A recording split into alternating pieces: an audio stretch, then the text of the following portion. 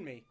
We've got rain showers that are continuing to move into the area, and we could see a switch over to some sleet, especially in the higher elevations, and snow, especially above 3,500 feet.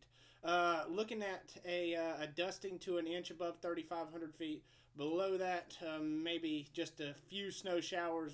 Probably going to be it's going to be at 2 or 3 a.m. So it's not really going to be anything that is memorable for anybody, but is a nuisance event that I do like to mention. So let's turn around to the screen. We got a thank you for sponsoring the website A&R Specialist, Red Wolf Contracting Services, and Hot Springs Resort and Spa. Let's take a look around the area right now, and we're kind of in a lull. A little bit of rain showers as you look at downtown on the Grimes Tice Anderson camera. Got a few little rain showers moving in, but watch these cameras later if you want to see a couple snowflakes move through. This will be an interesting one to watch moving into Thursday night. The Brevard TJ Hooper Nationwide Insurance camera. Could see a little bit of icing down there in Brevard along the Blue Ridge Escarpment. But look at Waynesville right now in the Affairs of the Hearts camera. Still seeing that rain falling, just kind of pitter-patter, light shower on the radar. And Haywood County Farm Bureau Insurance camera out there up Dutch Cove. And you'll see the Henco Repro Graphics camera looking out Mount Pisgah covered up right there. And so let's look at the radar right now. We've got the volume fixed. Looks like, let's see, the noise, let's see. All right, looks like we're fixed now. So here's the radar, and let's put it in motion. Hang on one second. Okay, so you can see some snow reports over in the Pigeon Forge area and around eastern Tennessee. Seeing a report of snow up there around Wolf Laurel now. Is it going to reach the ground? I've got 38 right now. It could. We could see some snow showers from this. I don't think it's going to stick to the surfaces in many locations except above 3,500 feet. But you can see there's a good bit of moisture that's going to be coming through, and I'll show you on the 3cam NAM in just a minute what it shows some pinks and some little spotty blues showing up, and that gives me a little bit of confidence that we'll see a little bit of a wintry mix moving into the 8, 9, 10, 11. Best chance for those snow showers will be probably around 2 or 3 a.m. The models show just a little bit of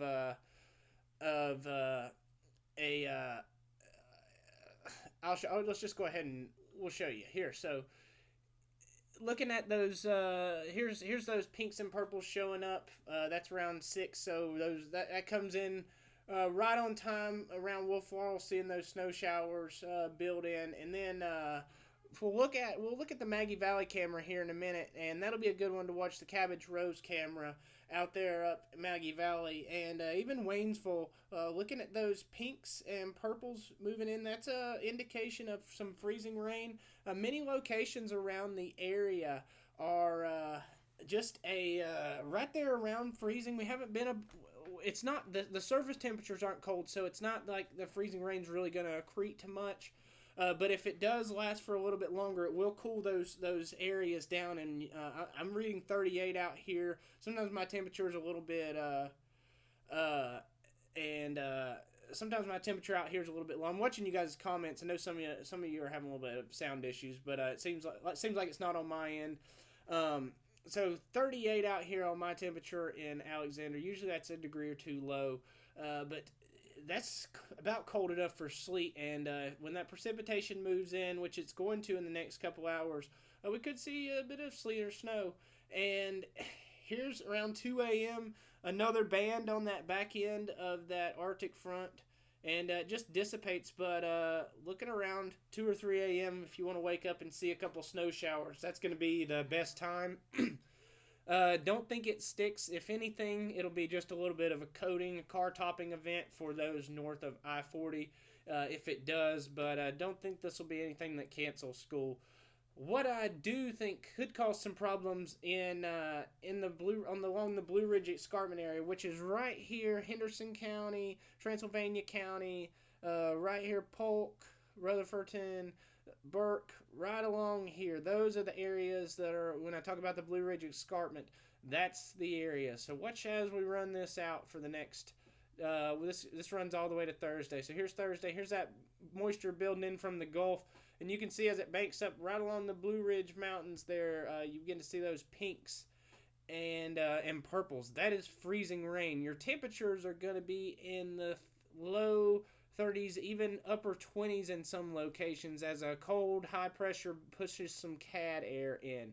And we're going to see a difficult forecast, but some locations could see around, I don't know, a tenth of an inch of ice. It's not going to be too impactful event. It may not even impact Buncombe County. Sometimes with these CAD events, that high pressure retreats, and as it retreats, that reach of that cold air begins to make it only into these lower elevations where there's not these higher peaks blocking the feed of cold air.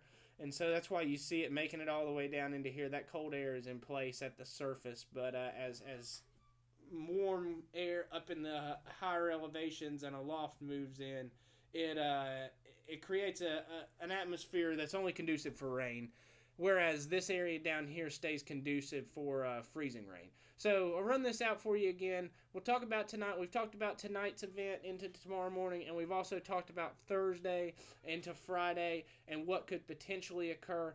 Nothing too significant, but the surface temperatures Thursday into Friday will be more conducive for some freezing rain to kind of accrete, especially along.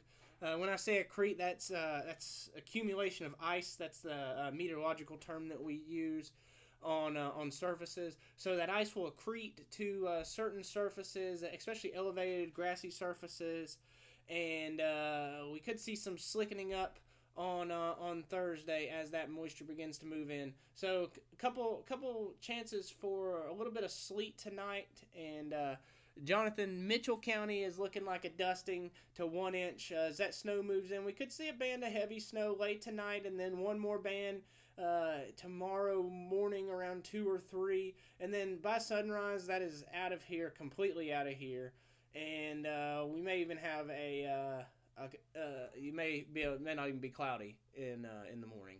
So it'll be cold though. It should be in the upper 20s to mid 30s around western North Carolina, and we'll be brisk. That wind will be gusting throughout most of the area. So watch for that.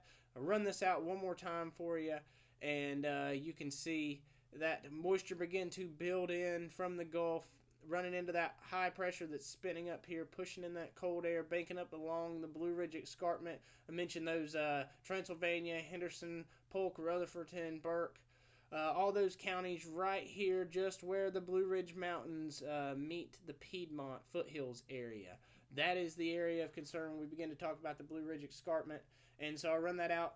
Look at those pinks popping up. That'll be the area of concern. Not really thinking Buncombe County too much, but let the short range models get a hold of that, and I'll keep you guys updated if that changes. But if you live Henderson, Transylvania County, like Canoga area, Brevard, out there at the TJ Hooper camera, you'll be able to watch those, and you can see if that ice is accumulating or not. I know the TJ Hooper camera looks at several red lights and street signs, and where the ice would accrete easily. So you'll definitely be able to watch that, and so keep an eye on those cameras. Let me know what you're seeing tonight, guys, at your locations. Report on the Asheville WX weather community. If you hadn't joined that yet, that's where most of you guys report your weather. Share your pictures at with me, and I always see those. And you can also follow me on Instagram at AVLWX and on Twitter at HVWard. Appreciate all you guys' support. Thank you very much, and check back soon for another update.